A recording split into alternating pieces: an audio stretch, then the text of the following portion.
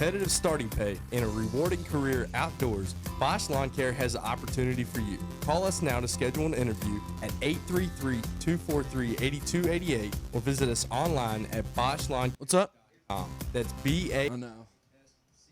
lawncare.com. Professional, affordable Bosch Lawn Care. This is Marcus Maven, and you're listening to 93.9 The Ville from the OPC Services Studio.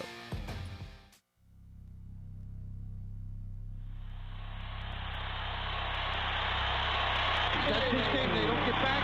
Hayward's look at his steal. Here's the steal. 3-on-1. Alley-oop. Oh, my goodness. Marcus Maven. And you certainly are in love with him here in Louisville. Marcus in the open floor. Hops incredible. Here comes Maven off the steal. Oh, my goodness. Get up, get up, get up, get up. Let's get ready for Marcus Maven. You're about midway to the midday with Marcus Maven. And you can call in, I lay back and just listen to Marcus Maven. So sit back and relax and watch Maven. Break it down like this. Woo! Broadcasting live from the OPC Pest Services Studio. Time for Middays with Marcus Maven on 93.9 The Ville. Now, here's Marcus Maven. Welcome back. It's midday with Marcus Maven. 8150 93.9 is the number. 93.9 is the station, and I missed you, people. I need you as much as you need me. I sure did miss you over this Memorial Day weekend. Glad to see everybody made it as safe as possible. Joining us back, Steve Rubbage is not in the building. Brian Hall in the booth. What, Brian? What's up? You could not wait to jump straight in there, could you, Brian? No. I'm glad to be back. It's one of those things where I had a great weekend in Colorado. You look good. You look healthy. You look like you enjoyed yourself. You look revitalized. Well, I took a nice hike one day. I took about a 7-mile hike through over by Red Rocks. You ever heard of Red Rocks Amphitheater? I absolutely where have the not. concerts are usually? I have not. Okay. Well, a lot of listeners have, so they know what I'm talking about. Fair enough. But yeah, there's Red Rocks Amphitheater, and I went hiking around that area. I also went out to a Rockies game. It was a bachelor party, so we spent a lot of time at the bachelor pad because we had about... That sounds like you had some really clean fun this time. You know, you don't have the sheepish the Tweety bird inserted into cat's mouth. Well, we spent look. a lot of time just hanging out at the cabin. I mean, like I said, because we had. Okay, so let me just tell you the size of this cabin. We had about 25 guys with us. Everybody had a bed. So it's a pretty big place, and that's a mansion. That's an estate. Yeah. It was actually two houses that were built the exact. It was clearly built to be an Airbnb. And there were two houses right next to each other, and they both slept about 16 people, and they were basically combined, but we just had to walk door to door outside. Did y'all get on each other's nerves? Not really, because when you have that many people, you can honestly break groups. up in little groups. And so, like, we would, like when I said I went hiking, there was 25 of us, maybe 10 of us started the hiking trail. About 6 of us finished it.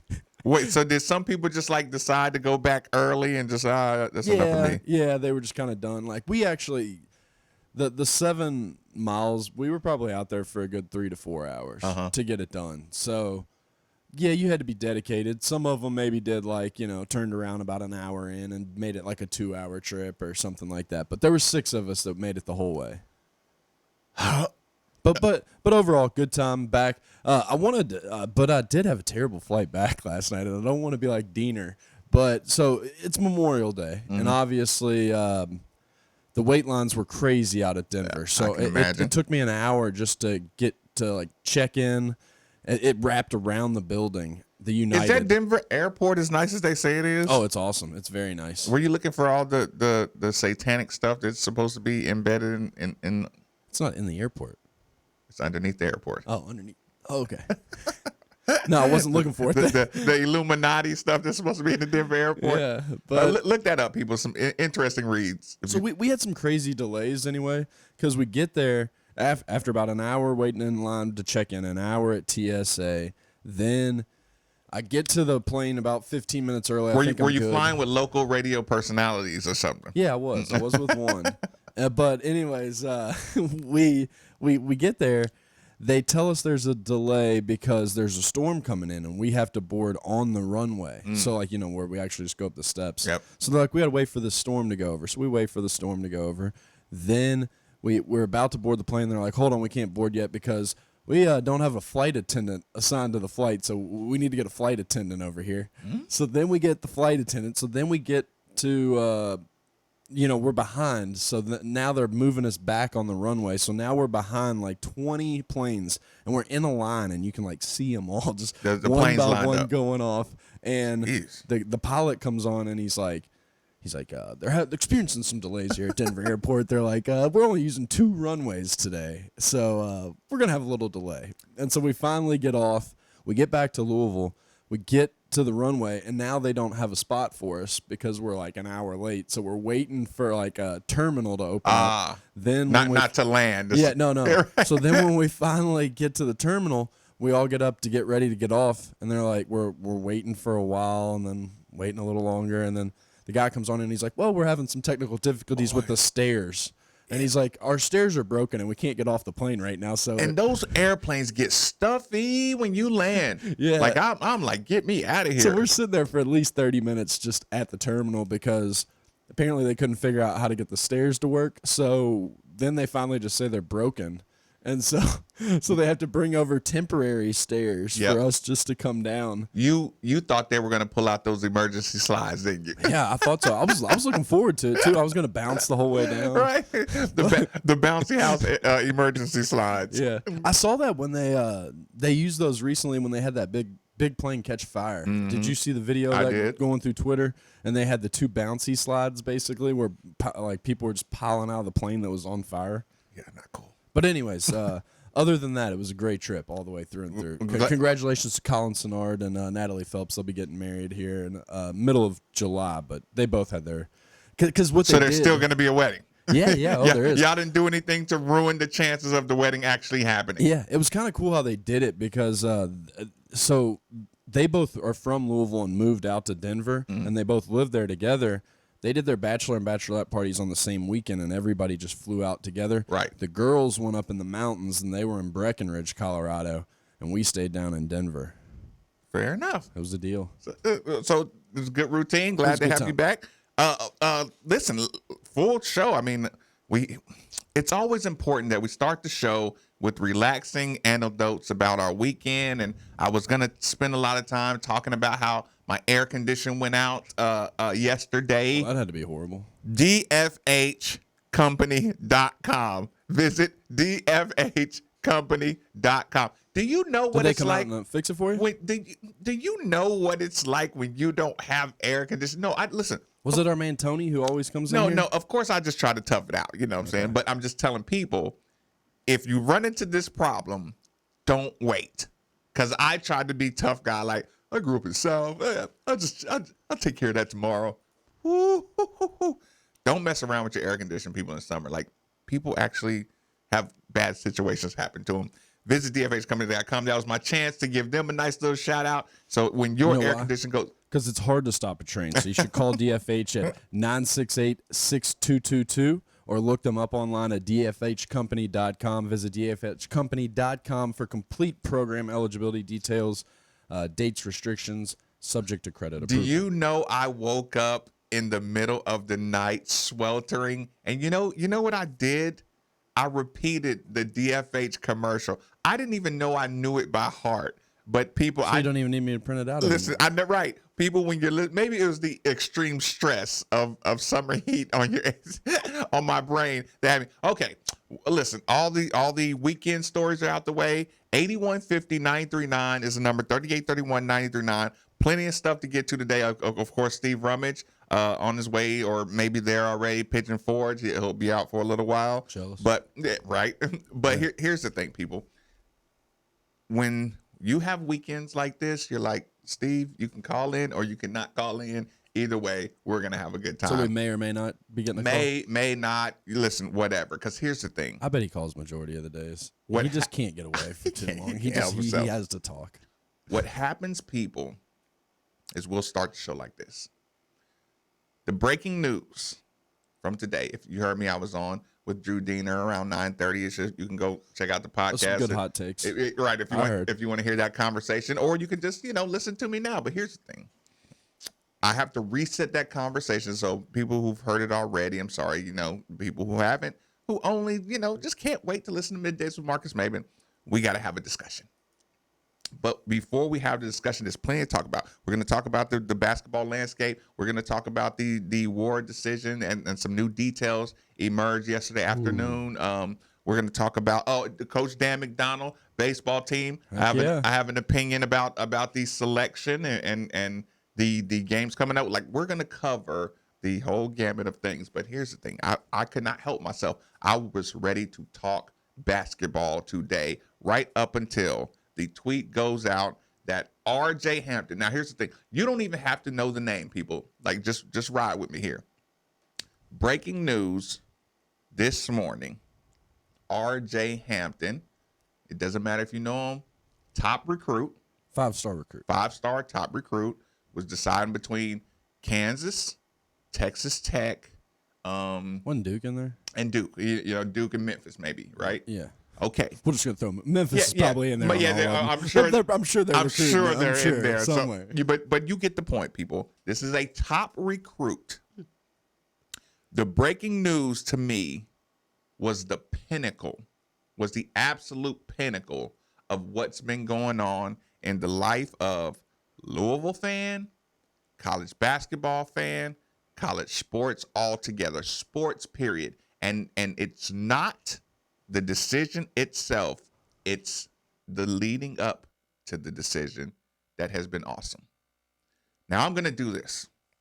I'm going to rewind because we have to have the perfect timeline for this conversation. Around 2 o'clock, roughly, in between 2 and 5, to my recollection, Friday, something happened that should have sent absolute shockwaves through the nation, through the world of amateur athletics. It's not a coincidence that what happened Friday from 2 to 5. Brian, we all know Friday from 2 to 5 is traditionally what? I don't know. I'm here. National News Dump. Oh, yeah, of course. Hour. Yeah.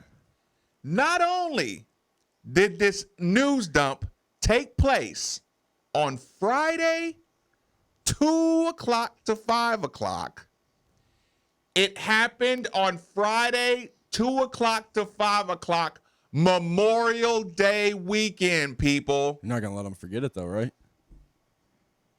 Hell no. Excuse me. I'm sorry. Pardon my language. But this is very, very important that we have this conversation. Explain the news dump. So the news dump is usually a piece of information that you don't really want the media to talk but it about. Has to come out. It has to come out, so you release it at the end of the day on Friday, and then basically you hope that people forget it over the weekend, and then it's not a story by Monday. What you just did to me, Brian, is what I do to you and Steve. Stop, repeat that.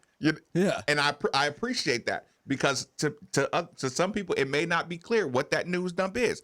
Again, to repeat what you're saying, it's information that you know is coming out, and you don't want the social media storm. You don't want the media storm. You don't want the attention. Because Saturday, nobody's listening to Middays with Marcus Maben because it's not on. It's not on until Monday. Oh, but by Monday, there's been a couple games or something, and you forgot about it. There's been playoff games. We got Kawhi out here busting heads. We got Drake's. We got, like I said, not to make light of it, but you lose a Bill Buckner over, what I'm saying? You lose a Bart Starr. You lose the coach.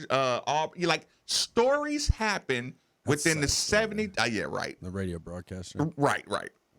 Stuff happens in the 72 hours or 48 hours before you get back into the news cycle. And I'm not going to harp on the way it's being covered, because, hey, that's why you got me here. Like, you got me here to make sure nobody forgets what just happened on Friday. Kansas guard, again, I don't care if you know the names or not, because the names are not important. Actually, it's probably better that you don't know the names, because that clouds your judgment. It clouds the way you see, because almost knowing the names, if you just put player X, right, it's better because you can look at the situation. But when you give them names, it humanizes it and gives it a chance for people to pull the wool over your eyes. Because at the end of the day, if an injustice happens, to a name, you're like more concerned about the name. Oh, well, that's good. This certain player, Tom Stallworth actually got eligible. But you're like, no. Let's say player X. And then we say player X, then we look at the whole picture. Let's look at the whole picture, what just happened. Silvio D'Souza. I know if you know Brian Bowen's name, if you know Dennis Smith Jr.'s name, if you know any names that were confirmed money takers in the last 2 years, confirmed money takers, Silvio D'Souza was at the forefront because he was, you learned the entire game through Silvio D'Souza's story. You learned about guardians. You learned about plausible deniability. You learned about shoe companies outbidding other shoe companies. You learned about the ability to just to take someone's money and go somewhere else. Every part of the FBI scandal story came out through Silvio D'Souza's details, right? And those details were not really openly, listen, there were open records requests by the local Kansas newspapers that were denied. They, like Kansas is the state school, and they were able to block open records requests about what's going on, which is unheard of for a public university, right? Yeah. So, okay. Don't want to get ahead of myself here. Every part of the story was Silvio D'Souza. They treated that one like the Brian Bowen. Like, dude, you're never going to be eligible to play. Never, right? Just forget about it. Brian Bowen, he knew it right away. We all knew it. Dude, the NCAA tried to make him go away by just saying, like, this kid, 2-year ban before we even think about reinstating you. And by then, dude, forget it. He stuck it out. We didn't know how he stuck it out. We didn't know, are they still allowed to give him scholarship? Like, how are you going to? And then the Kansas stuff gets a little more murky when, the stories of coaches on wiretaps, more stuff, all tracing back to Silvio D'Souza. And we're like, they got to cut bait, right? You at some point you got. So now Adidas, you got the big money in Kansas, but Kansas is still a big program. Now you get a Kansas who loses some players, and Kansas is not expected to be really good, and now they're coming in at 16 on the projections and stuff like that. Lo and behold, the rescue of Kansas. They picked up a recruit right after Silvio D'Souza became eligible. Kansas signed a 5-star. This just happened, people. I can't think of his name at the moment. The recruit they just signed. Can you pull that up? Signs with or commits to Kansas. It happened on Saturday or Sunday, and so much so that I called Steve, and it wasn't about the 5-star. I said, R.J. Hampton's going to Kansas, right? We might have said, even if he goes to college, he's going to Kansas, because Kansas just opened up. They just opened up once the Silvio D'Souza got there. Think about it. The NCAA. Is it this Tristan and Naruna? Maybe. But here's the thing. Kansas, like I said, all the investigating, all the decisions the NCAA has on their plate right now, out of nowhere, they just said, you know what, Silvio D'Souza, you're eligible now. Now, if there was a threat of a lawsuit lingering over them, like if Silvio D'Souza was suing the NCAA for the right to play right now, and they just said, this is a settlement, I'd get it. Friday news dump. He's eligible. No penalties pending. You got all the details of payments between him and Guardians and like too many details for him to be eligible to play college basketball. Now the dominoes are rolling. Silva D'Souza, they pick up recruits. Yeah, it was Tristan and Aruna. Right. RJ Hampton is now strongly considering, so now you got that ball rolling. Now you have over the weekend. Guys are returning to school. Guys are staying in the draft. Things are going on. Basketball, the basketball world is moving. And by the way, people, quick side note. Over the weekend, I decided to do this little Twitter notification thing, right? Mm-hmm. Where you pick your favorite people and I want to be notified whenever they tweet something. Okay. It's awesome. I'll start using your Twitter notification, and just like I said, you can use lists too. Yeah, the list. The lists, don't overdo it. Don't overdo it because your phone will be blowing up all day. But I'm telling you, I got Chris Mack, some local people that I'm not giving them props to right now, but Chris Mack, Rothstein, a couple college basketball. I do got Satterfield on there. All right, just making sure. But it's a short list, right? But to see my phone dinging and me checking these messages and finding out what's going on, that's what Steve's doing all the time, people. So everybody on YouTube and everybody who calls me making fun of Steve, staring, his phone's always dinging because he's following these people and he's always looking at these updates in the middle of the show. But point being, it's awesome. And I totally recommend. I didn't want to be that guy who was getting notifications from tweets. You know what I'm saying? I thought that was too much. I don't do the notifications, but I do the lists. It's awesome. Basically break down I'll put all my Louisville sports people in one list, and then that way I know I go there to get my Louisville sports information. Listen, it is absolutely awesome. I endorse that 100%. But here's the thing. I added notifications all weekend. Bing, so-and-so staying in school. Bing, so-and-so staying in the draft. Bing, so-and-so, Yeah. And it was really like live action excitement all weekend. It was really, really fun. I know I'm going overboard with the excitement on the Twitter, but I had a good time with my new. Do you keep your follow list down though, so it doesn't ding too much? Oh, that's it's basically just the meat and potatoes. Yeah, these are the sources. I got 9 guys. Yeah, 9 max. Yeah, because you don't want to get too many dings. Yeah. Then it's a little annoying when you're hearing about a Tulane guy staying at school. Right, you're right. And you're like, oh, okay, cool. Right. So yeah, if you make my my top 9. You're adding some value, what I'm saying, to the world. But here's the thing. We saw the little signal when the smart kid, went back to LSU. Red flag. Some guys returning who were under investigation. Red flag, red flag. The Silvio D'Souza, again, I keep going back to this.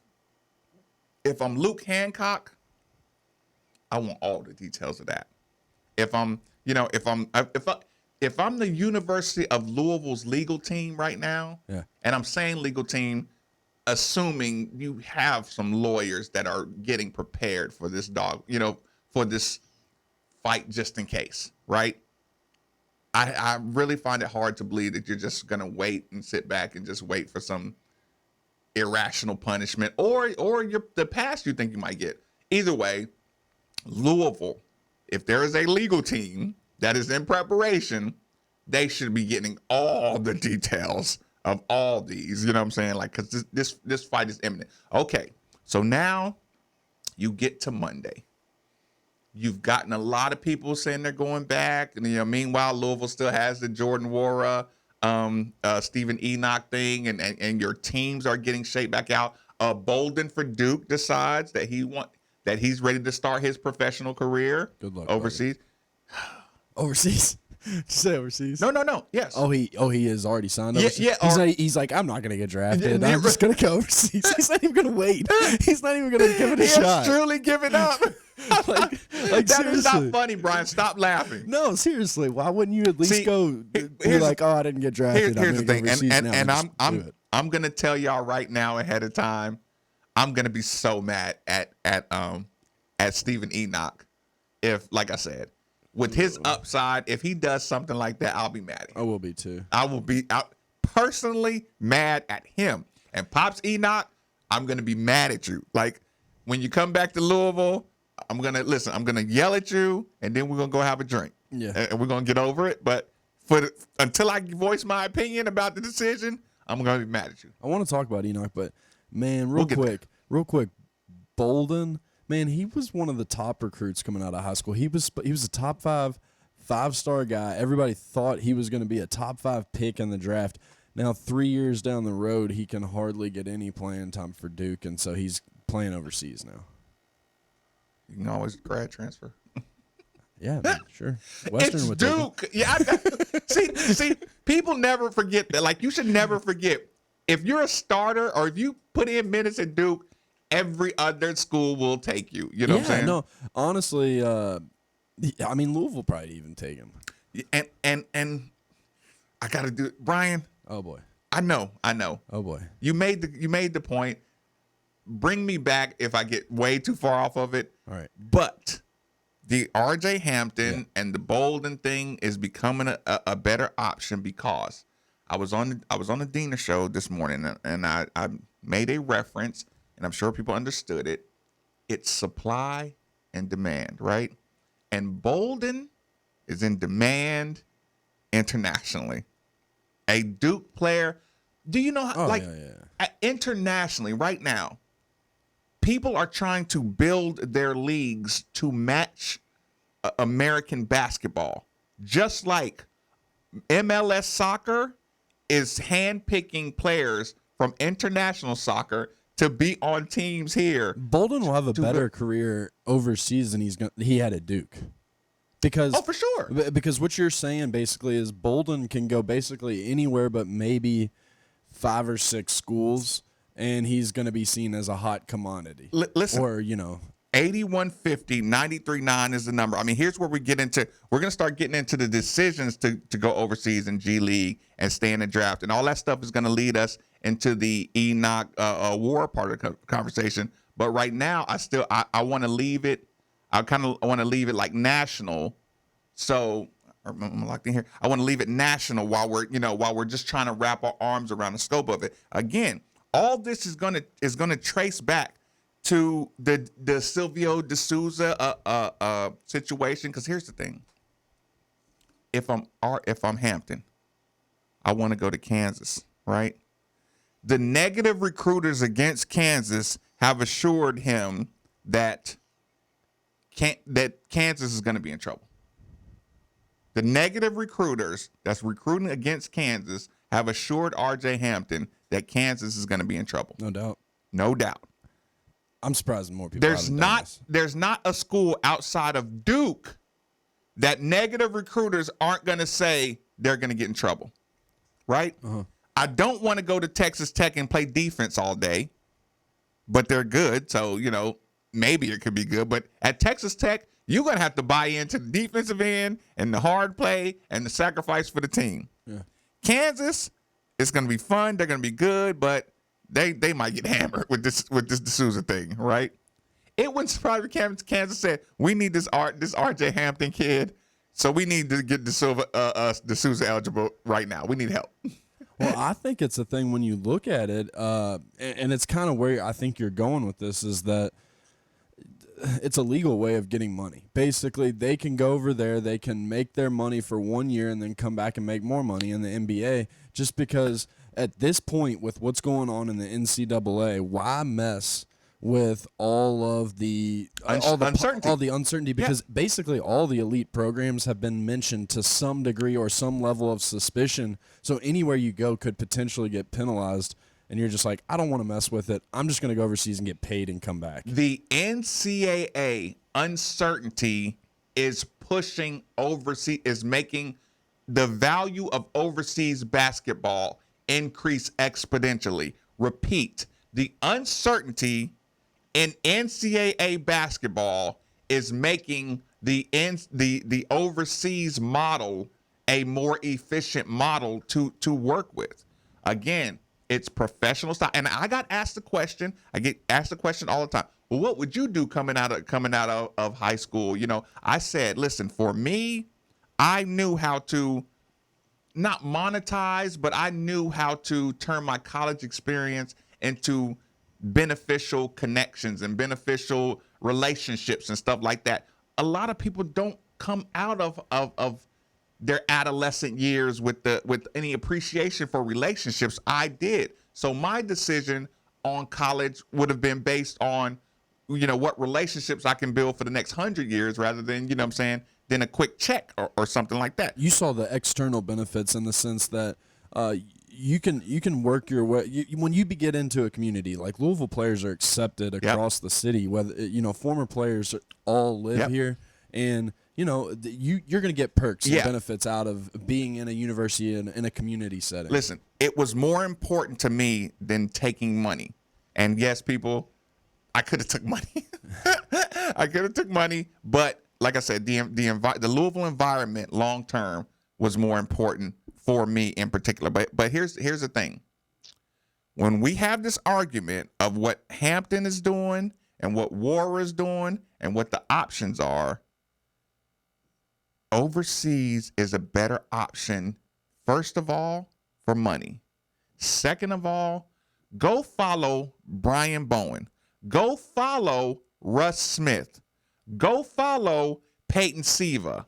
Go follow anybody with any kind of game that's on any nice international team. And I'm telling you, the places that Russ, Siva, and Bowen, the places they're at are where our NBA players go when they want to go on vacation. I will repeat that one more time so it sinks into your brain. An NBA player making millions of dollars will take his wife and kids to New Zealand, where Brian Bowen is playing currently, as a vacation. That's where you live at. These are the places you frequent. Once you start seeing that it's not what you grew up hearing it was, it's not, you're going to get kidnapped and held for ransom. And, you know, like I say, if you don't have any appreciation, but again, follow those accounts. And now you're dealing in a world where the best research, if I'm thinking about playing in China, the best research is go to all the players, the basketball players that I know that are playing in China, and follow Instagram accounts. Do it for 3 days, and you can't wait to get to China. Yeah, because they're superstars over there. And the thing about it, I think, is I think that these overseas leagues are actually pushing the NCAA to this pay the players thing, is actually more so because of that than this FBI scandal. I think the FBI scandal kind of put ahead to it that this was going on, that you need to kind of figure out what's going on with that situation. But at the same time, I think the fact now that these high school kids have a backup option where they're like, hey, I can go get paid. It's not illegal. I can start negotiating contracts and start working towards my career and probably playing versus a little bit better talent, maybe even in some of these international leagues if they go to the right ones, that this is what's really forcing the NCAA to take a look at, should we pay these guys? Because if not, we're going to start losing our top talent, the top prospects of high school are all going to go overseas because there's nothing illegal they're doing. And just as we speak, UK Vince, I am getting I think I just seen a tweet from one Vincent Jr. at VJ King _. I'd like to announce that I will be foregoing my senior year and taking the next step in pursuing my career as a professional basketball player. To the University of Louisville, through it all, thank you for everything. I will always be a Cardinal. Vincent Jr. King. Yes, you will always be a Cardinal. Didn't announce the school? Oh, no. He's not going to school anymore. I will be foregoing my senior year and taking the next step in pursuing my career as a professional basketball so he's going player. Overseas too. Yeah, listen, or G League. So do you think it's a smart move on his part? Okay, so RJ Hampton is one situation where he goes from high school, overseas 1 year. He knows that no matter what he does overseas, he can come back and he'll get drafted. It's somewhere in the draft. A guy like VJ King decides to declare early, could come back to school for another year or go overseas. Do you think he's making the right call? VJ? Yeah. Yes. Okay. Here's why. Okay. Here's why. Right now, okay, you got to see it like an overseas team might see it, right? Right now, VJ, the negotiation between getting a player earlier rather than later, right? VJ King would be leaving the University of Louisville to go to an overseas team or a G League team as a talent development, a talent prospect, right? Mm-hmm. It's easy to judge from the outside on the value of a contract and what the potential value could be. Okay. The reason game shows are so popular, right, is because we say, risk it all, risk it all. And then when they lose, you go, oh, man, who's the next contestant? Right? Okay. And we don't realize that the person who risked it all and went bankrupt on Wheel of Fortune Got it. is thinking about how they went bankrupt. They done lost a wife. They done lost their family members calling them idiots. They're desperate. Yeah, look, they don't recover. They don't recover because, listen, I done won $26,000 and everybody gassed me up to risk it all. And my life is terrible now. And y'all are on to the next contestant, right? Yeah. So VJ King, if he has something tangible, right? It's hard to say you can't grab what's tangible and go make something out of it. And again, we always go back to athlete mentality. Athlete mentality says this, hey, not to blame Coach Mack and not to blame Louisville, but my situation was bad. The Rick Pitino, all this blah, blah, blah, it was bad. But if you give me a reset somewhere here, I'm going to dominate. Let me ask you this. For a while we speculated that he was going to come back to school, not to Louisville, but was going to come back to a school. He was basically going to grad transfer somewhere, right, and get one more year of college in. So now what he's going to do is probably take the overseas route. So if we look at just next season and we look at it as the future goal, obviously, is the NBA, let's even give him credit and say that he did grad transfer to a smaller school and became somewhat of their star player, maybe average, 15 points a game or something for him. And then let's say he goes overseas and has a successful first year over there and say he averaged 12 points a game for his international.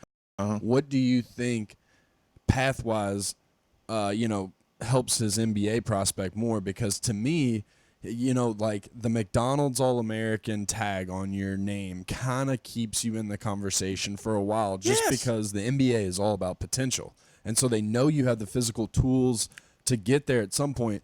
And if you were to grad transfer to a smaller school and become their star player, right, I think that a school and I know that this is a bit of a stretch and I might be wrong, but I think there's a better chance of somebody taking a chance on you at the end of the second round saying, okay, he got to change the scenery. He came back. He averaged 15 points a game. There might be some promise here, as opposed to a guy that goes overseas, averages 12 points a game after having a really bad career here, stats-wise. For VJ King, and you make a great point, VJ King with the McDonald's tag mixed with the Louisville tag, his lack of production is the most justifiable lack of production of any college player you're going to see around. Well, you know how we were just talking about excuse. Bolden. We were just talking about how Bolden probably is a hot commodity to almost any school but maybe 10. Right. And that they would take him, even though his stat line was not very good at Duke. It's Duke, yeah. At Louisville, you say maybe all but 20 schools would probably take VJ King. Yeah, right. And he would probably be a decent hot commodity. Right. But here's the thing. It's too risky to take a step down. I was talking with somebody the other day. They made a joke about a school like Austin Peay, right? Yeah. I was a top recruit playing with college players at Austin Peay, and I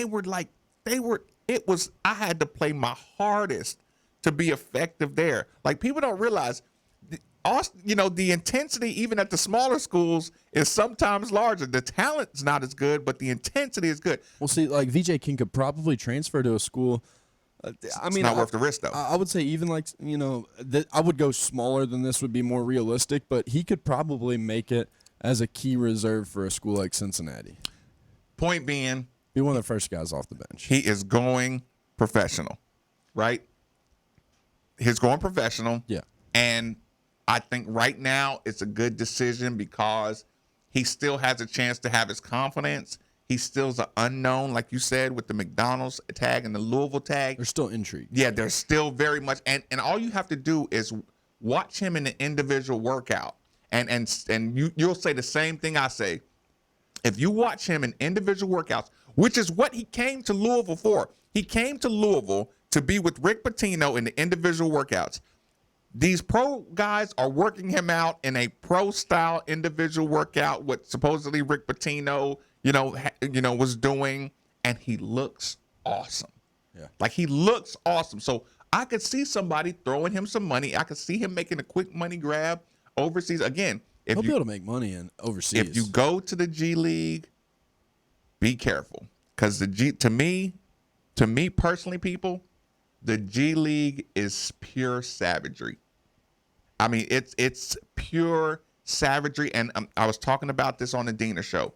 It's not just savagery basketball.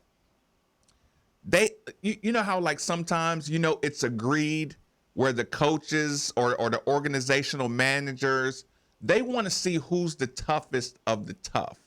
So you're in the G League and they let some fouls go. They kind of let people play a little rougher. They're not worried about having a clean, aesthetically clean looking game in the G League. They just want to know who can dominate. They want to know, get my player ready, stuff like that, right? You're doing it for less money. You have older guys who are hanging on to their dreams, who are seasoned veterans almost, like a 25-year-old, 26-year-old. Like, we always use Russ Smith as the example. You don't want Russ Smith when you're a 19-year-old who could have went back to college, but you decide to go to the pros. Now you got to deal with Russ Smith, right? Who's been giving people this work since 2014 professionally and still has a chip on his shoulder. So the G League environment is you're not ready for it unless you have something that like Ray Spalding had a motor that can survive in the G League. His motor production is a skill set that he didn't have to increase. So you can survive. But other than that, that environment's tough to survive in. And Louisville, just because we have some examples of guys that got through it, you remember we had Steve read off some of the draft picks of the last 10 years that were all in the G League, and all those players who left maybe a year too early, maybe a little bit, or were good players, you know what I'm saying? But they're all in the G League. And you're like, look at these rosters. You know what I'm saying? Like, these rosters are filled with people who busted Louisville, over the years, right? When you see that, you're like, the G League is the one place you want to avoid at all costs. So if it means go back to top 5 Louisville, or it means go do a year in China for $1 million tax-free, like RJ Hampton, it's worth it. And it's really not worth it to go to smaller schools, Division I schools, unless you and the coach already have an understanding. I'm going to shoot all the balls and I'm not coming out the game, which coaches are not really going to do that for you, right? Unless you're Western. No, What? no, I'm just kidding. But you get my point. The options as a basketball player, supply and demand, there's an unlimited supply of extremely gifted athletes coming out of high school and young in college. And G League is if you have to sneak past the G League and sneak past your college without getting buried. We've been kind of debating for a while now this overseas route. I mean, it goes back to players trying to rejuvenate their careers. Old players who are retiring and go play overseas. Or just get money. But do you think it's going to become a trend between high school athletes? At least in the short term until there is some sort of resolution with this NCAA problem? That's an excellent question. And again, this is a bit of a reset. I apologize, people. To me, I will. To me, the overseas is the investment that you should have did 20 years ago, right? You know, people, there's a Bronx Tale. If anybody's seen the movie A Bronx Tale, De Niro, I think it's De Niro. He tells the young dude, like, listen, you're gonna meet 3 good women in your life, blah blah blah. Likewise, you're probably gonna have three investments that you should have jumped in on that you're gonna kick yourself. Like, listen, you missed out on the Uber, you missed out on super Walmarts, you know what I'm saying, and you missed out on what's yours, Brian? What's the one that you you missed out on that you thought about a long time ago? Like, I should invest in that because that looks like it's blowing up. You really want the truth on this one? Yes. All right, so my father told me to actually invest into this company, and I didn't do it, but he did, and I kind of laughed at him when he first told me about it, but it worked out for him, and he invested in Canadian marijuana, and basically it was right before Canada, made marijuana legal. Right. Bought it super cheap, and it took off. That's funny. Look, again, everybody has had a thought where I just believe in that product. The first thing that came to mind when you said that was the guy that I went on his bachelor party this weekend, and I won't mention his dad's name. Anyways, his dad, he always tells this story, but because I don't know if a lot of people know this, but I believe Texas Roadhouse, and we're going somewhere with this. Started in Louisville, Kentucky. I didn't know that. And so it was a thing where the owner, the guy who started Texas Roadhouse, asked this guy's dad to invest into the company, and he was like, I don't know, the restaurant business is pretty hard, and right. I'm going to stick with what I'm doing. He was working for Anheuser-Busch at the time, and so he stuck with the beer brewing and did that, and obviously he turned out just fine, but he regrets it every day because he was like, man, it was going to be some pocket change to throw into this company that turned into Texas Roadhouse, and I would have made bank. People, we are going somewhere with this conversation. It's very, very important. I'm going to get to the phone lines, but I have to say this because this is one of those things that's always kind of bothered me. This is only one of them. Of course, I've had a couple. I've had some flops too. We might talk about that at the end of the show. But here's the thing. I remember, Brian, we're talking about, I don't do years. I don't do years. I don't do ages. I'm not gonna say it because it makes me feel real old. You know what I said with my brother and talked about that they wear over in France and these soccer clothes. I'm telling you, man, it's coming. Listen, 15 years ago, bro, you know what I was gonna do? Yeah, I was gonna open up a soccer shop down south where I was at. Right. Okay. I was literally like saying, Mike, get all in on the soccer, get all in on these tight pants. Clarksville, Indiana, that's where Texas Roadhouse started. So fair enough. I had to look it up. Yeah, I was going to say, yeah, if you didn't look it up, it'll bother you the whole time. Well, somebody would have. That's a mic falling.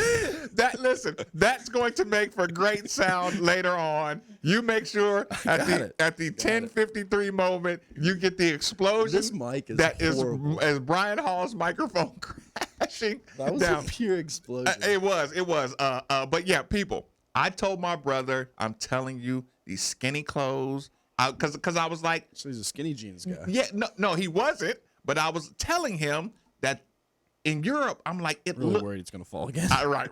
I said, Mike, it looks good. You know what I'm saying? Like when these dudes are well tailored with these skinny clothes, like it looks kind of fly. You know what I'm saying? And I was like, it's coming, and the soccer pants are coming. The soccer style, it's on its way. And he laughed at me, and we got drunk. And the tighter fitting like pants, athletic pants. Yeah, I was. Well, it I used was to be all telling baggy. him. I know. I was telling him these stars, because like I said, I saw the superstars over there, and I'm like, they are fly. You know what I'm saying? Like it's coming. But here's the thing. He's been holding on so long. We always appreciate it. Bill Sons Collision Center gives us UK Vince. Thanks for joining us. What's your mama, man? Hey, how you doing, Marcus? How you guys doing today? You were on a roll, Marcus. I didn't know if you was ever going to get to the phone line. I was going to say, I get worked up sometimes. Right. That is perfectly okay. Your show, you do what you want to do.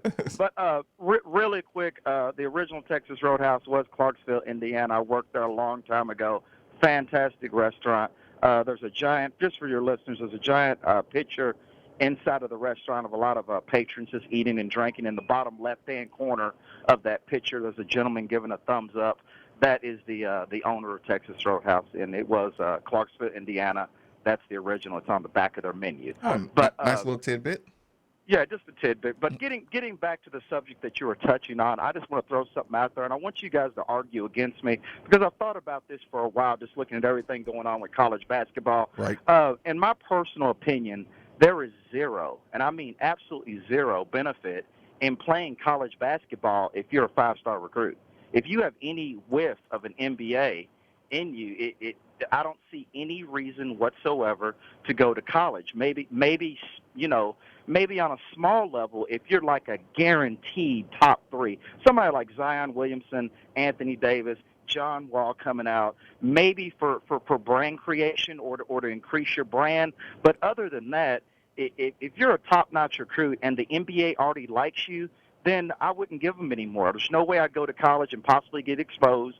I would go on to the NBA, and then after I get that 2-year contract, then we'll see what kind of basketball player I am. I mean, I can name example after example after example. The Bolton kid you talked about, B.J. King, Sky Labissiere. If Sky Labissiere never touched a college basketball court, he's the number 1 overall draft pick, hands down. I mean, that cost him millions of dollars by going to play college ball. I just don't see the purpose of it. The best thing college basketball could do is get with the NBA, kill this one-and-done rule totally, let them go straight from high school.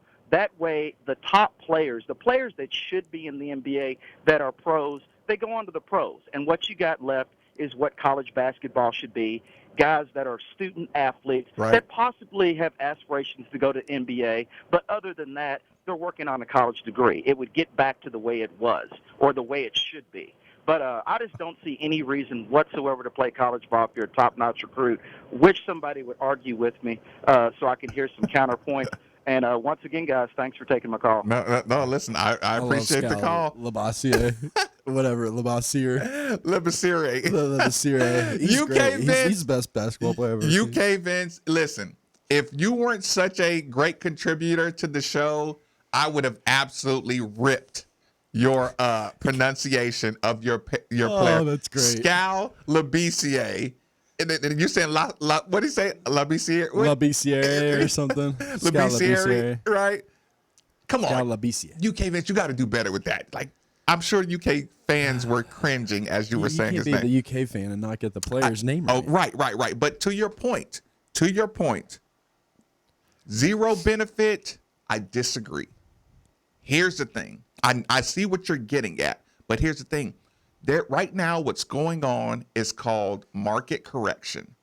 And what that means is you're starting to be able to separate college student athlete with aspiring NBA and professional goals between superstar athlete that has the professional goals but not the wherewithal to explore other routes, or they're starting to be just full-blown capitalists.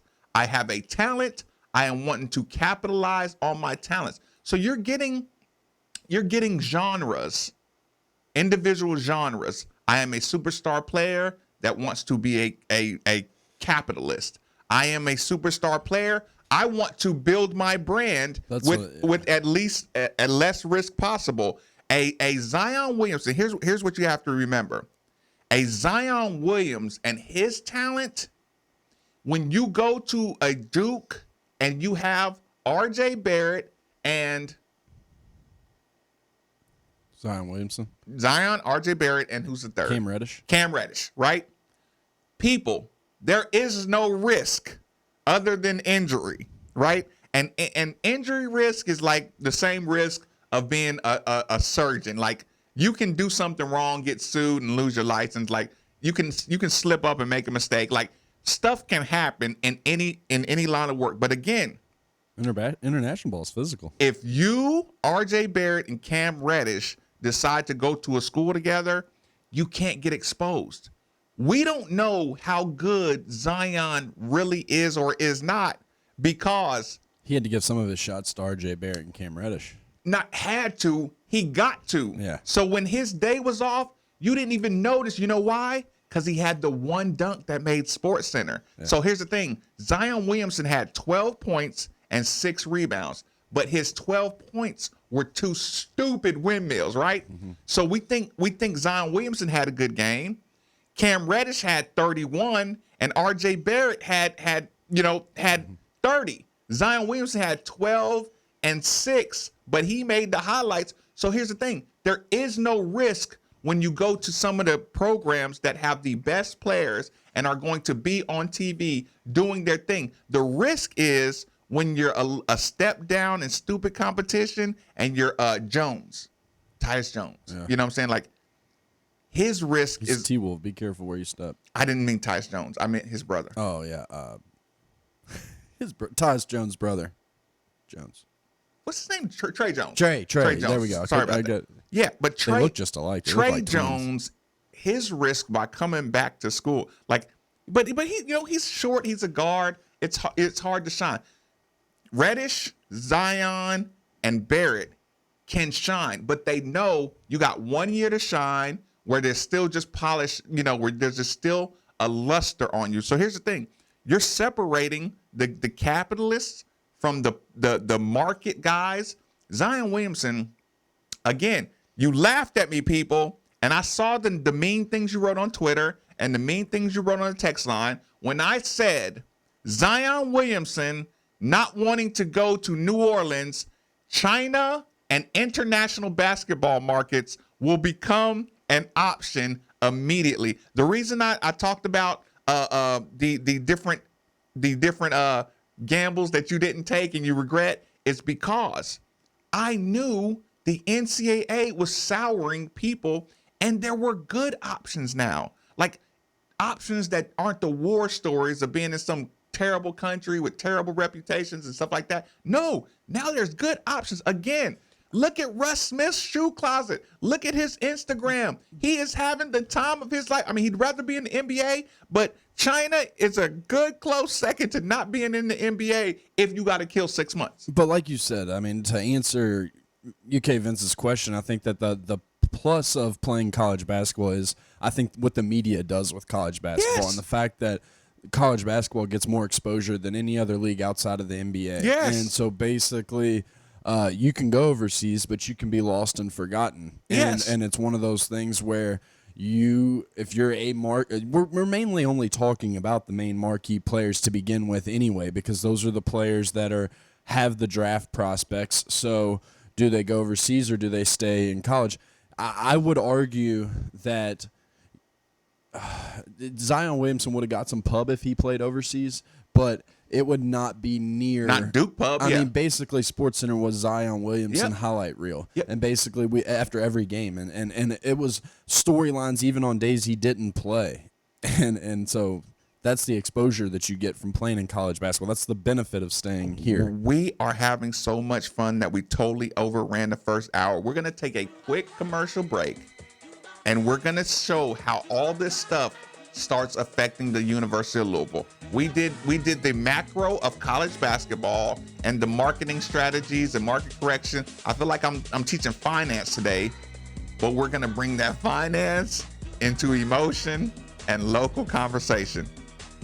Quick commercial break. Middays with Marcus Maben on 939 The Ville.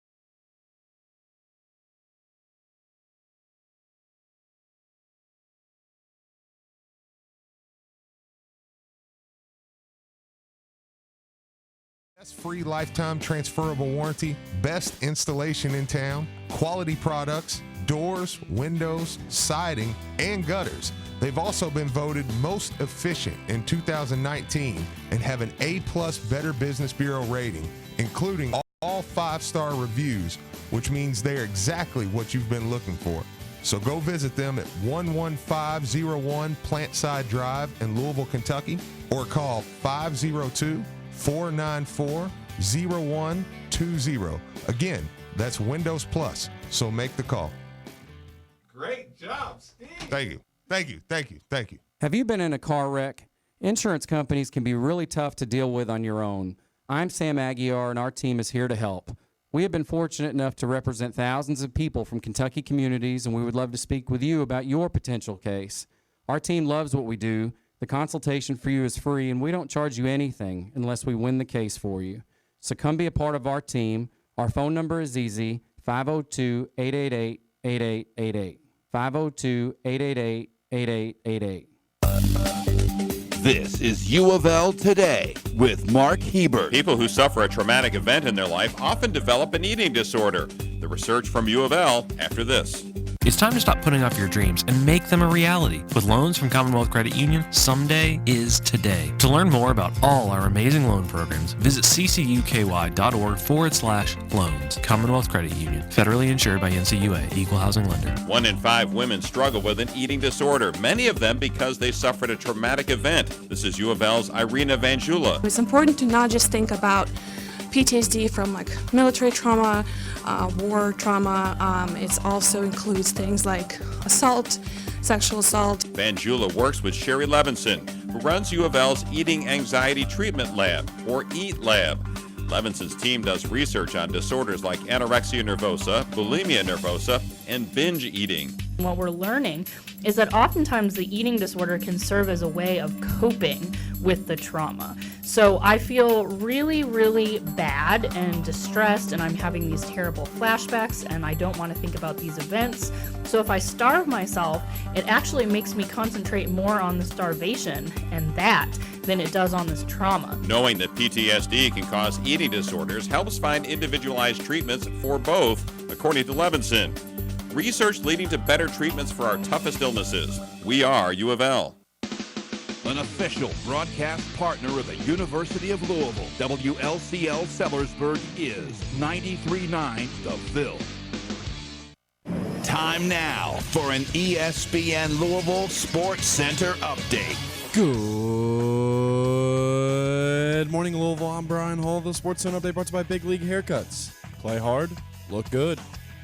Yesterday, the NCAA baseball selection show was held, and the Louisville baseball team was awarded the number 7 overall seed, which means they will be home all the way to Omaha, hosting the regional and the super regional if they make it. The 4-team Louisville regional will consist of Louisville, IU, Illinois State, and Illinois Chicago. The Cards' first matchup is set for 7 p.m. on Friday, taking on the University of Illinois Chicago, and that can be heard right here on 93.9 The Ville. Also in baseball news, former Louisville catcher Will Smith has been called up for the Los Angeles Dodgers and will make his first appearance in the major leagues tomorrow. And in NFL news, yesterday the Baltimore Ravens announced that they have promoted assistant head coach and tight ends coach Greg Roman to offensive coordinator. Former Louisville quarterback Lamar Jackson had some comments about what the new offense could look like. Coming in, I didn't know we were going to have a total different offense, but I started off, just my fundamental footwork and stuff like that, my mechanics. And when I got here, coach was like, yeah, we have a total new system. We don't have to go through this and that, and it's been getting to me a little bit. The Louisville basketball coaching staff continues to hit the recruiting trail for the 2020 class and have now set up a visit with one of the spring breakouts. It's 3-star center John Hewley, who's 6'8", and he comes from Cleveland, Ohio. He is currently listed as the 141st best player on Rivals, and he also has offers from Cincinnati, Florida, Missouri, Xavier, Pittsburgh, Iowa, and more. And last but certainly not least, 5-star R.J. Hampton, who is part of the 2020 class, has decided to forego college. About back. Sorry, I had to hit a couple spots. Catch back up. We'll be back in 15 seconds. This is Sports Center.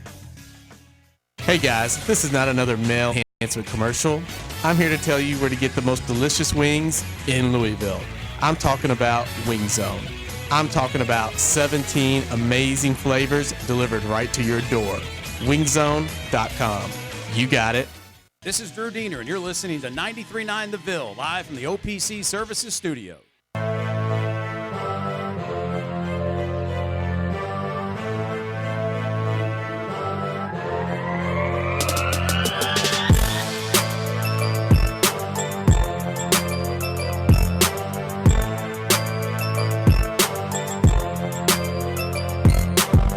Middays with Marcus Maben on 93.9 The Ville is broadcasting live from the OPC Pest Services Studio.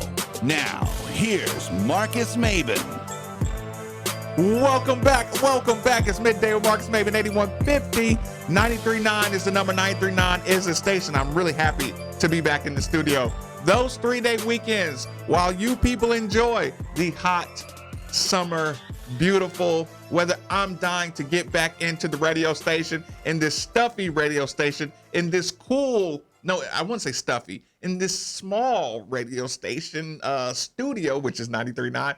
I love it here. I couldn't wait to get back in here. And my heat went out at my apartment because they are not using dfhcompany.com.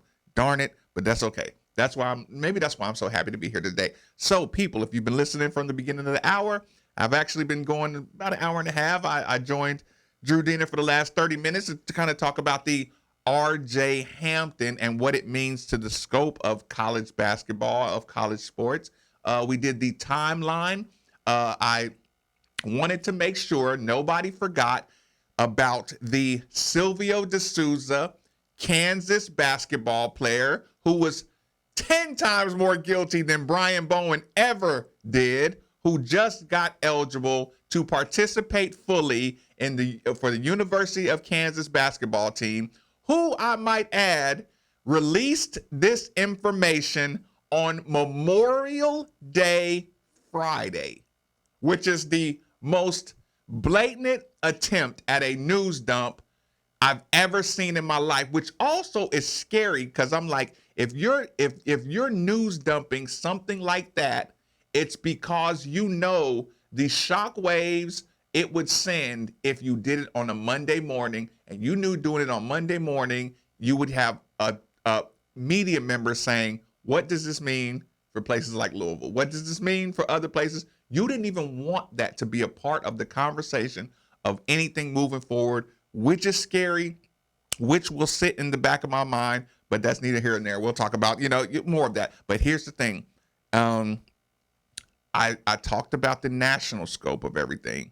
I took my moments to spike the ball and say I was right and you were wrong. Overseas is becoming a better option because of the way the NCAA is handling money, the way they're handling discipline, the way they're handling the FBI investigation, the way they're handling grad transfers and who gets eligible first, and who, when the guy goes to Ohio State, all of a sudden he's eligible immediately. But if a guy goes somewhere else, they're making him sit out a year because he's 102 miles away from home instead of 98 miles. The pick and choose of the NCAA, my advisors, my family, they don't want to take the risk of being screwed over by the NCAA in any way, shape, form, or fashion. You're making overseas. And here's the thing.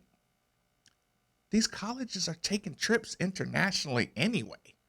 So even the kids that are playing now, if you're any good, chances are you've been to a Nike something international. You're getting used to that traveling lifestyle.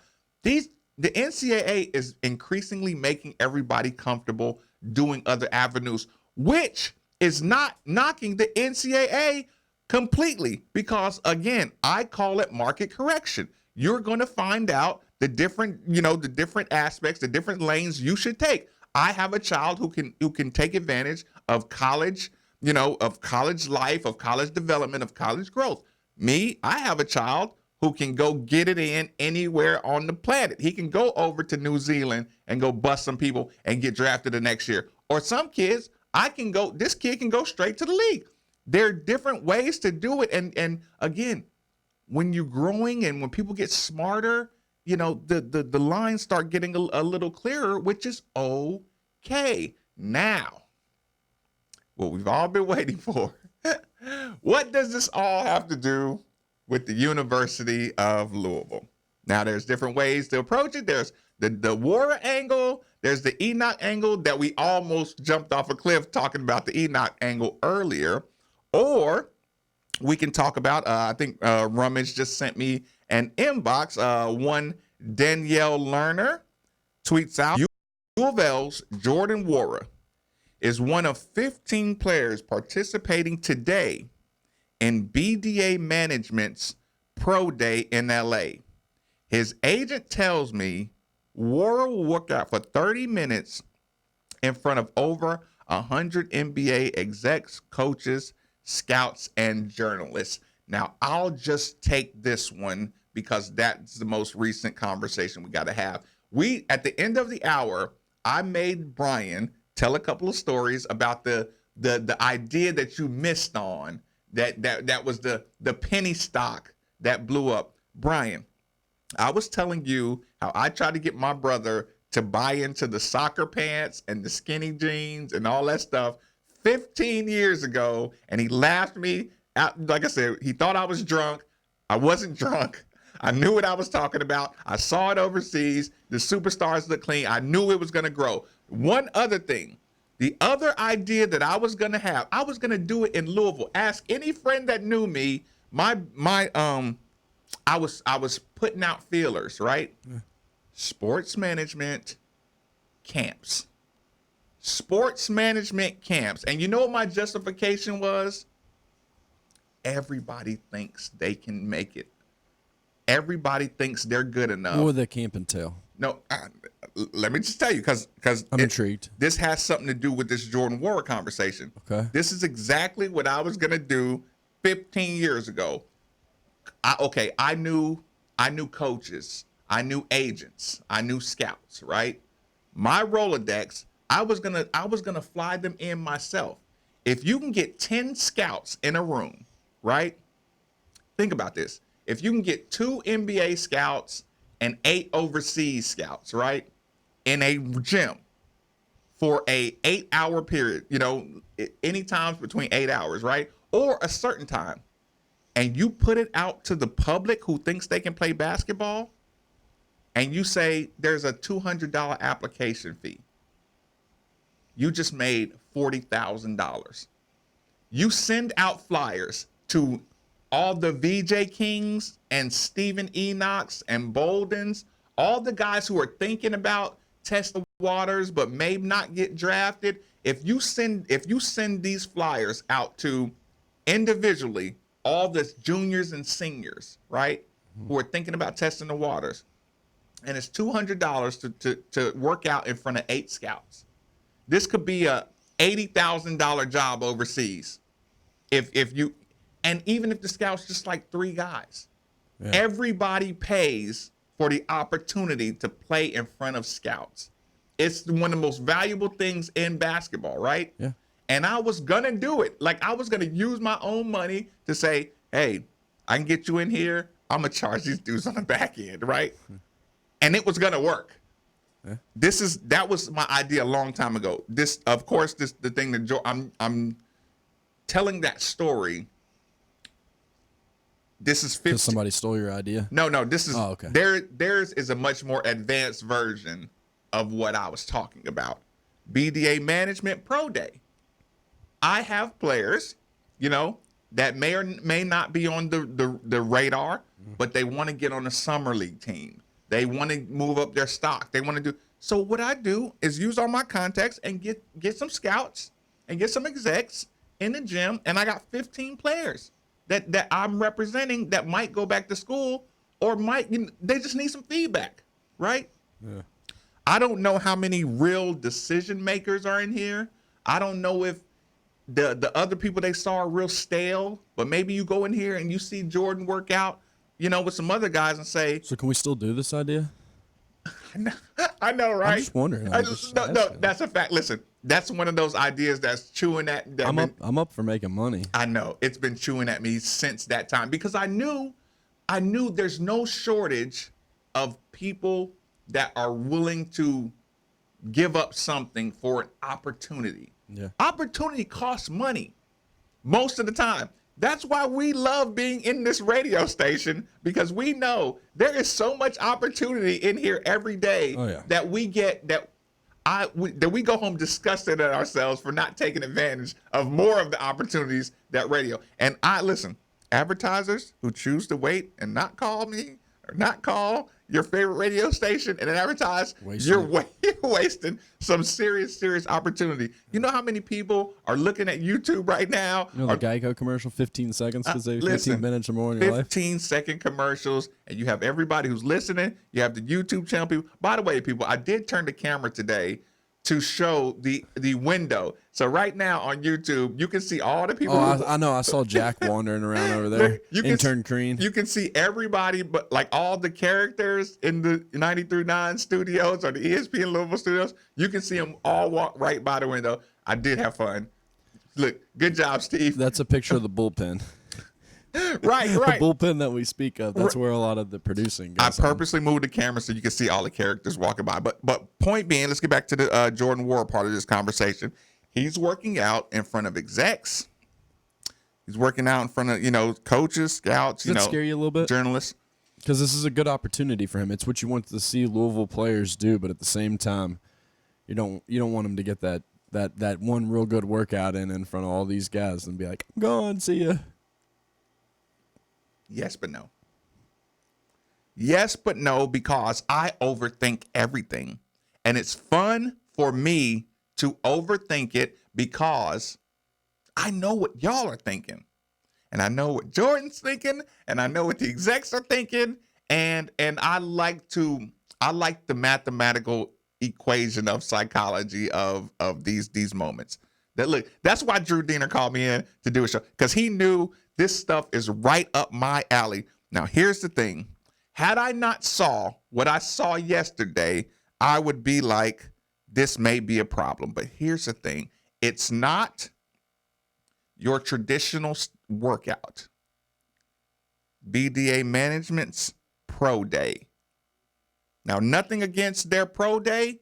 It's not traditional workouts. It's not traditional, the players that are participating in it. I don't have a list of guys, but I know that if you already worked out with the scouts, if you already had the individual workouts, you're probably not doing the BDA management thing. And now Jordan, maybe he's in extenuating circumstances because he did have the calf issue.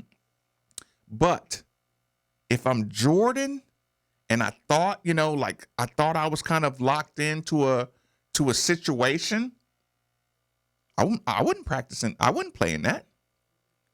I wouldn't play in that because at this point, it's the 27th.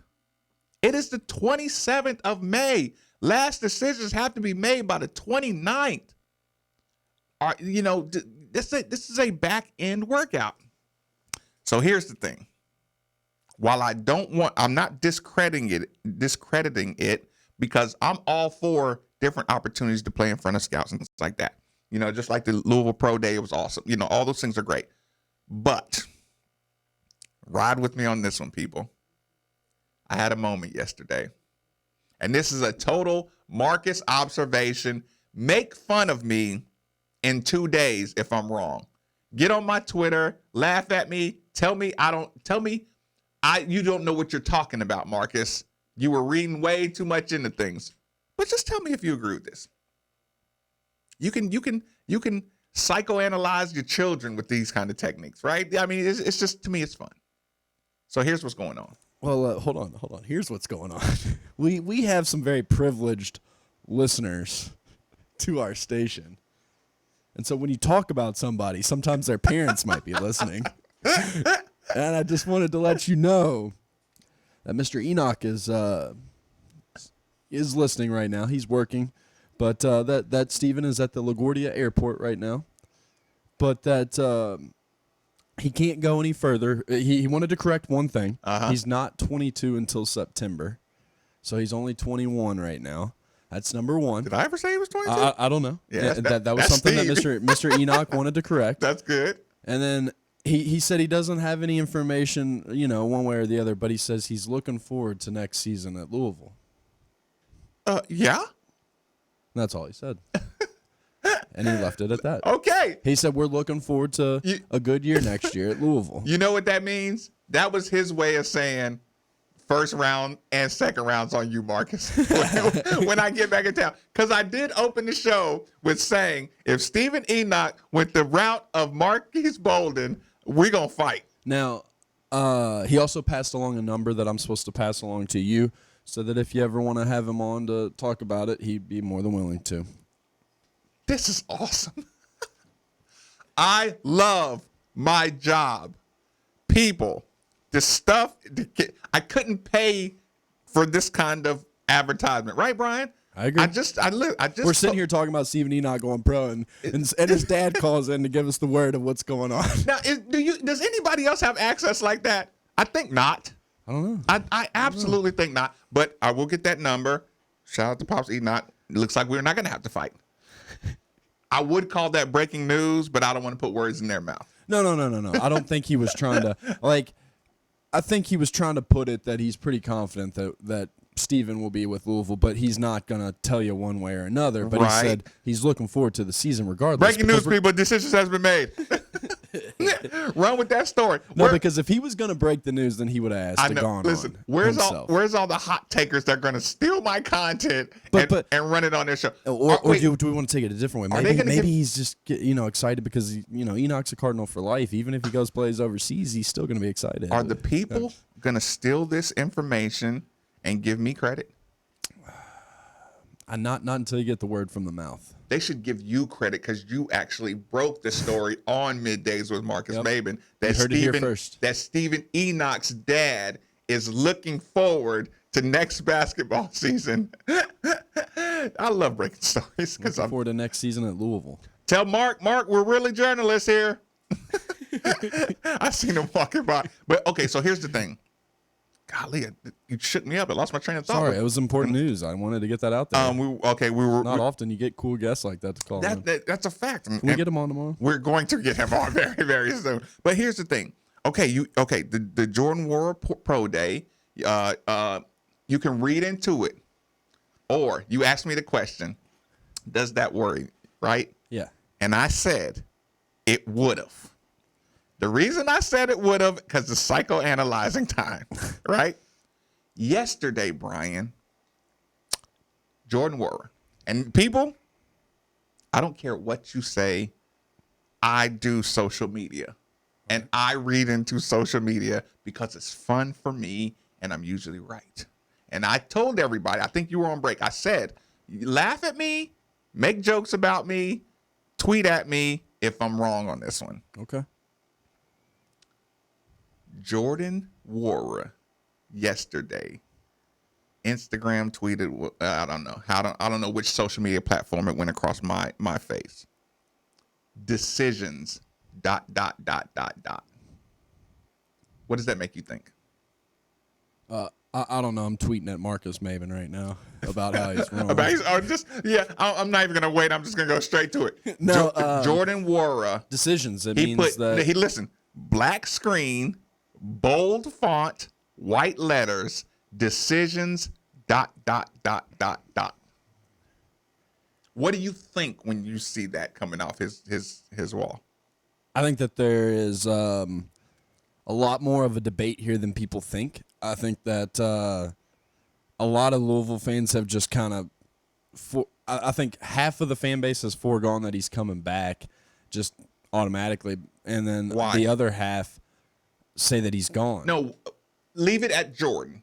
Okay, so what do you think his frame of mind is when he's making decisions? I think he's got a lot on his mind. I think the whole time that Jordan has been looking for an excuse to go, he's been looking to get that word like, yeah, you're going to be a first-round pick, and wanting. I think he had the intentions of wanting to go pro, hoping to hear what he wanted to hear, and I think he's probably not hearing exactly what he wanted to hear, but he's now weighing out the decisions of, all right, is the second round good enough or a possible late first round, or do I? And now I think it's bread. It's decision time. I mean, but I don't think he puts that out there. When the conversation first started, what I told you people, if Jordan doesn't go fully committed to going to the NBA, I'd be hugely disappointed in his mentality. You don't go there to make a decision. You go to NBA combines and you go to drafts and you leave the university. Make them tell you what you want to hear. Yes, you go force them to tell you you're ready. You don't go like, I'm just going to go test the waters. Nobody who thinks they're NBA talent tests the waters. They go play, and if they find out they're not going to get drafted, then they lick their wounds and come back hungry or come back humbled. See, the thing is when I first read decisions, the first thing that comes to mind is LeBron James, and I'm taking my talents to South Beach, and the mistake of just the way the Cleveland fans felt about that. To me, I think if he were going pro, he just makes the announcement and does it and is done. But when he kind of plays a game with you, like decisions, I'm thinking, what am I going to do? Like, I think he's not going to toy with the Louisville fans to break their hearts. I baited you right into that answer. I baited you into that answer by setting it up with the beginning. Like, if there's a decision, then there isn't a decision. If you're thinking about possible, listen, there's nothing wrong with prudent research and stuff like that. But I'm telling you, if you go with making a decision, it's not a good decision. So when I read decisions, you know what I did, Brian? Yeah. I text Steve. Not what I expected, but that's okay. I said, he's coming back. I text Steve and say he's coming back. I agree. And then I called Steve, and he didn't answer the phone. And then I DM'd him, and I said, call me, right? Yeah. And he called, and I said, dude, he's coming back. Steve says, okay. I said, go look at his Instagram right now. Now, listen, I'm prepared to be. So you agree? You agree? You don't think he would toy with the Louisville fans to break their hearts? What? You think the decisions is like, I'm coming back. I'm kind of playing a game right now. You I'm know having fun me. getting all the attention. Decisions ... means I want. You know what that is? That's a basketball thirst trap. Because don't you think if he was going to go, he'd just straight up announce it? He wouldn't make it linger. That's a basketball thirst trap. You know when they say, when they say the guys are on there talking about, oh, if I could just find a good woman, and then all of a sudden he gets the comments, oh, what's wrong? You're not finding a good woman, and then the girls say, oh, they tweet out, oh, I just want a good man to treat me good. Then you know what happens? The dudes show up, oh, I'll treat you good. Yeah. Da da da da. Jordan, decisions. Louisville fan, oh man, we really want you. Yeah, he wants that attention. We want to love, and not wants the love, the acknowledgement. He likes. I mean, not him in particular. Everybody on social media likes that kind of good attention. I want to be acknowledged. Aisha Curry. You want to be wanted. You want people. Yes, I want you to want me. Aisha Curry is the quintessential basketball, beautiful, respected. She is the most respected NBA wife. Boy, is she ever. In the NBA. And you know what she got on that red table and said? I wish more men tried to talk to me. What? You got the MVP of the league. The joke, I told the joke, imagine her telling you to shoot your shot and she's with the best shooter in the world. Right? That's great. Right? That's good. Listen, guys know not to get in her DMs. She's with Steph freaking Curry. Yeah. No, thank you. My ego, I'm such a step down from Steph Curry that my ego can't take it, Aisha. Get over it. Nobody's going to be in your DMs. Get over it. Yeah. Now, listen. Loved from afar. Listen, have a messy divorce. Catch them in some trouble. Guys will slant. It will be a traffic jam. Then you'll be wishing you didn't. Wish you had nobody. Listen. If you have a bad breakup, I'm telling you, they will avalanche your DMs. But you keep looking like that perfect family with the perfect kids and the perfect everything. Ain't nobody talking to you. I got a question for you though. The thing that comes to mind when you think of decisions is when a recruit makes a decision, and they always kind of announce that, I'm going to make my decisions, and then they're like, then the next day they come out announcing my decision on Saturday, and all this 3 o'clock, gym, but whatever. My thing is I think that every time that somebody's posted that, they already had their decision made. Yeah, and I think that Jordan Nwora probably already has his decision made. And like you said, he's just wanting to get that attention. He wants to get that boost in ego. And then when he does, he'll pop the answer. Listen, and don't be surprised if Pops Nwora calls in and says, yeah, he listens too, because I swear, okay, so linked to my phone, I have my personal account, but I also have the 93.9 The Ville account information that I can tweet from, and so I get the notifications on my phone. Pops Nwora retweets every hour posted by a 93.9 The Ville station. If it's The Drive, if it's Middays with Marcus Maben, even when we're crushing Jordan. Yeah, and we'll post the article, and he will retweet it on his page every time, and it's usually within like 15 minutes. He probably has the notifications on his Twitter account, and it pops up, and he's like, oh, retweet. The notifications that I'm just now finding out are the best thing. No, it's awesome. It's awesome. Alex Nwora, he retweets everything, 93.9. It's awesome. Point being, again, it's not saying anything, but it's acknowledging that kids grow up in social media, and social media's objective is to get people buzzing and get people talking about stuff and be a part of the conversation and get interaction. Like, people, this is the world. So when you put decisions, you made a great point, Brian. It's like being recruited, but again, if you say decisions, and then say I chose to take my talents to South Beach, that one stings, right? I don't think he doesn't. But here's the thing. You didn't see VJ going decisions. You didn't, you don't see the guys who have their mind made up that they're leaving. You know what they do? They talk about how much they love their university. Mm-hmm. They talk about how much they appreciate hanging out with their boys. You see a lot of family photos when guys are gonna make the next move. Like Donovan Mitchell. Of course, his situation is different. He's a terrible example to use.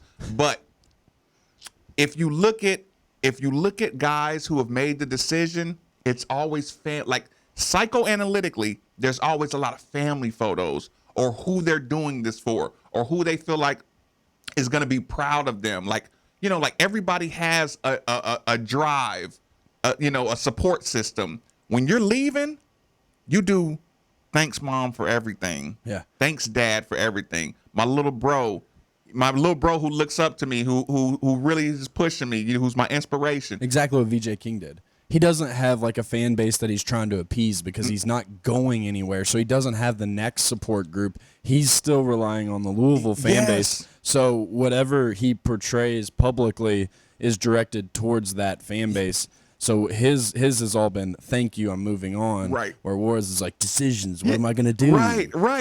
Like imagine if you drag people through it. Like, because here's the thing. It's fun to play the decision. Oh, you don't know what I'm going to do. Maybe I'll do this. That's fun. This is all games for him. It's fun. And listen. He's eating up the attention. Listen, see, yes, but not in a bad way. I don't mean it in a bad way. I mean, anybody would do it. Yes. Anybody's like, yeah, all right, I've made my decision. I'm coming back. I'm going to make these people super happy. So I'm going to kind of toy with them for a day or two, kind of build my ego up when they're all like, come back. And then I'm going to be like, come back. And then it's going to be a big celebration. I'm as guilty as Jordan Nwora because when news breaks at 5 o'clock and I get bombarded with DMs and messages, you know what people say? Hey, man, you and Steve, y'all got to go live. Or, Marcus, you got to go live, and you got to talk about this tonight. And you know what I say? Nope. I say, because here's the thing. I want to get on YouTube and talk about it a lot of times. I want to get on Facebook Live and give my opinions, hot takes. And I want to do that, right? But I say, no. How about we just wait?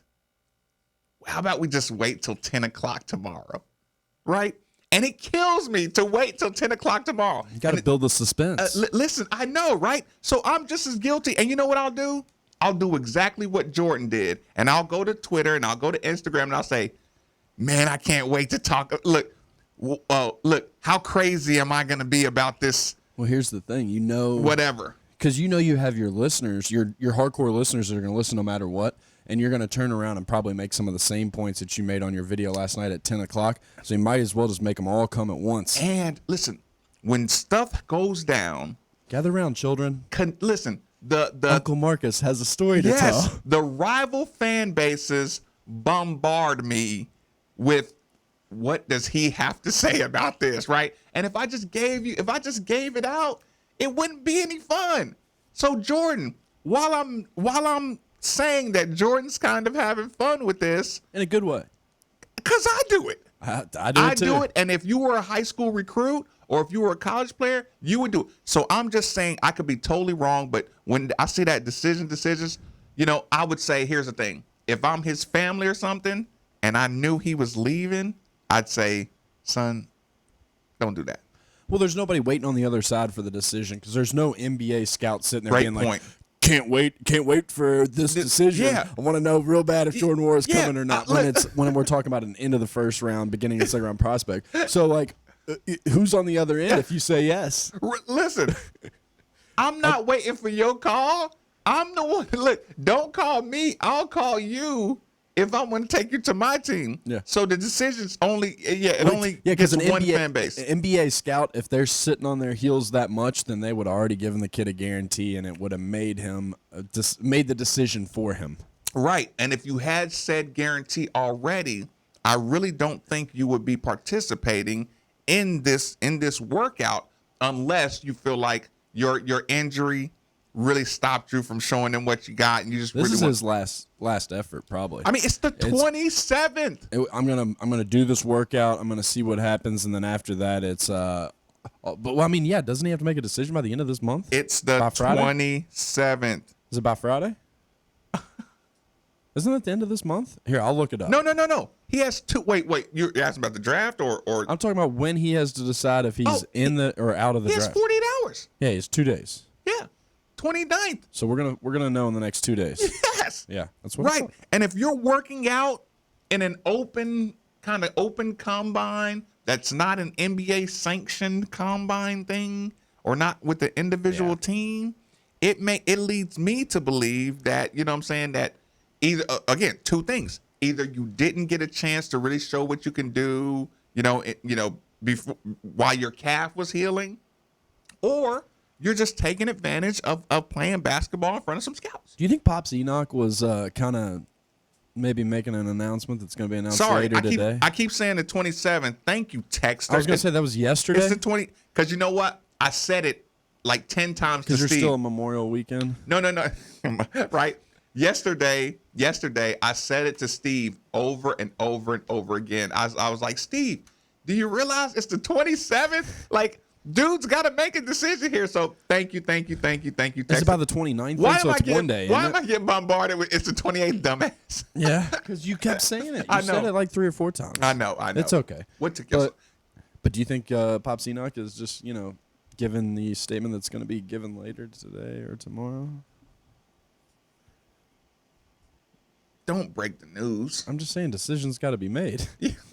Listen, we're not news breakers on here. No, Mr. Enoch is, but he wants to call. Right. Anybody listening to the show and just heard what Pops Enoch had to say about Steve's his thought process of where he is right now, you can take what Pops Enoch said and make a story out of it. You don't have to even give me credit. Well, actually, just say you heard it on the radio show, and you know what I'll do? I'll say, okay, cool. But no, we let him break it. Like he said, he said you're fine saying we're looking forward to next season at Louisville. Speaking of, Brian, this is something I got to say real quick. Okay, what's that? 2 things. Somebody asked me the other day. If you knew me, yeah, I know. This is kind of a big deal. This is one of the worst things that I hear. And listen, I'm pretty humble for the most part. I have my moments, though, where you're like, God, he's arrogant. Yeah, me too, except for like that last minute that I just did. Somebody said, oh, man, I didn't know you were in Louisville, right? They said, what are you doing now, right? And I'm like, oh. And it's like a Louisville fan, right? And I say, listen, I actually wrote it in my notes to pass along this message. Every time someone says, "What are you doing now?" I blame every Louisville fan and every listener of Middays with Marcus Maben. If your friend doesn't know that Marcus Maben is on air from 10 to 12 every day, it's y'all fault. Y'all are failing me because we are sitting here talking Louisville sports all the time. And if somebody that's a Louisville fan doesn't know that we're talking Louisville sports from 10 to 12, it's your fault because you're doing a terrible job of passing along the message. That's one thing. The other thing, whoever drove by my place the other day and yelled out go-karts. Listen, I heard you and you scared me. You scared me where I almost peed myself. I was so locked into what I was doing. And when I heard that go-karts, I was like, oh my God. I was not prepared for somebody to yell out go-karts in the middle of me sitting there scrolling. I don't know if I was inside or right in front of my door, but point being, I saw you, L's up. This is funny. Speaking of L's up, we called it a long time ago. We said there was no way this dude was going to be able to resist. And I should, as a mere torture, I probably shouldn't even take this call. Dude, you're on vacation. Go do vacation stuff.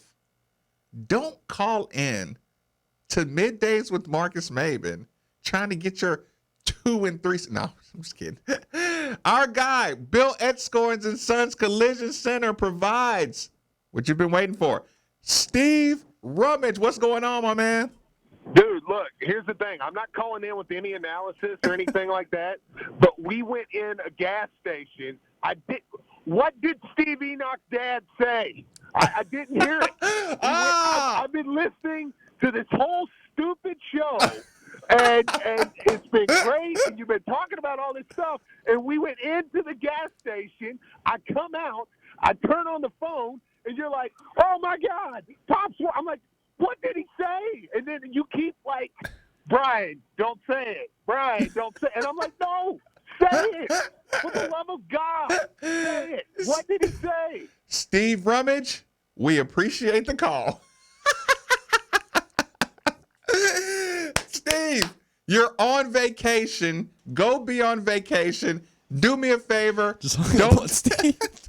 Don't take bathroom breaks in the middle of the show. Don't we always tell people, if you don't listen to the full show, you're going to miss some very, very important material. Steve Rummage, do you know that every single day, Brian Hall works his fingers to the bone to upload every minute of a show just to give everybody the opportunity. Make him go back and listen to the podcast? You know I'm going to make him go back and listen to the podcast or go back and listen to the YouTube channel, and we're not going to tell him when it happened, where it happened, or what he said. For those of you who are just joining us and you missed the Pops Enoch phone call with the potential breaking news, which we would call it breaking news, but we don't like to be called journalists because that has like with a capital J, a negative connotation. Today, listen, Steve, everybody's going to be taking our material. Yeah.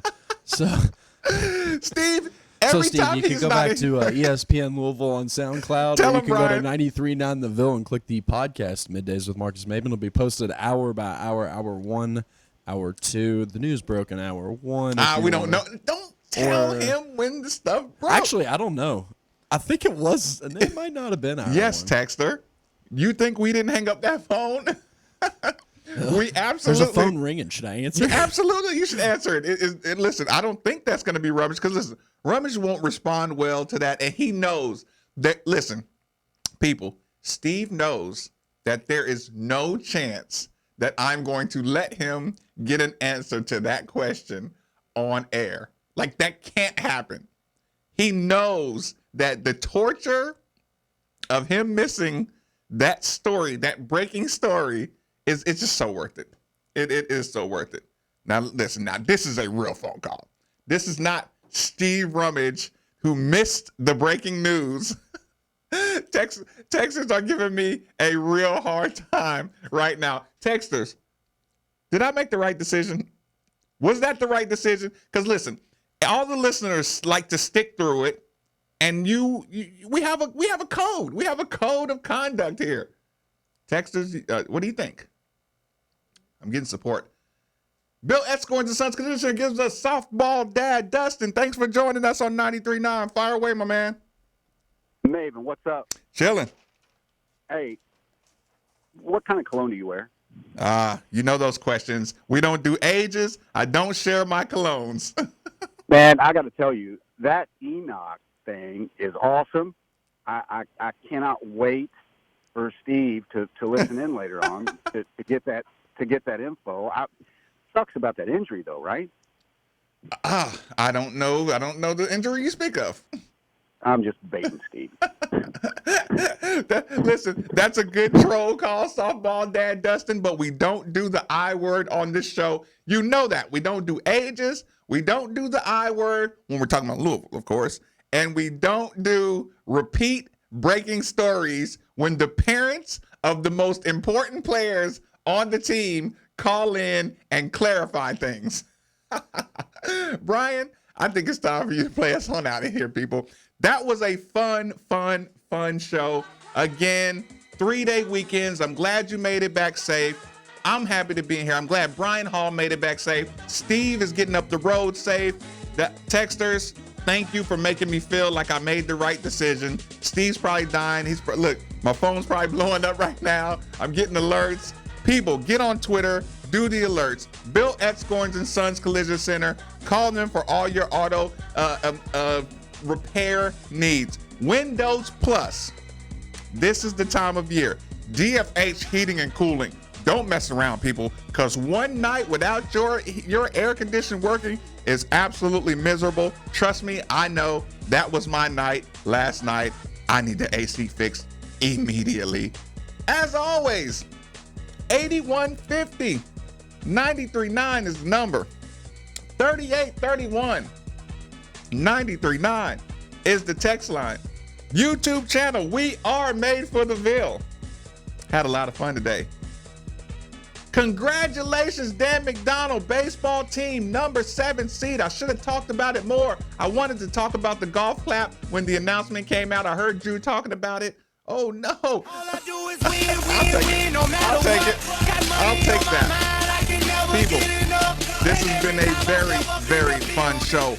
I encourage you, GoCards.com, get tickets for the entire postseason run that Louisville's about to make. Great tailgating. Listen, the people are beautiful at the baseball stadium. Good photo ops. Get out there. Get ready. Middays with Marcus Maben. I'm 93.9 The Ville.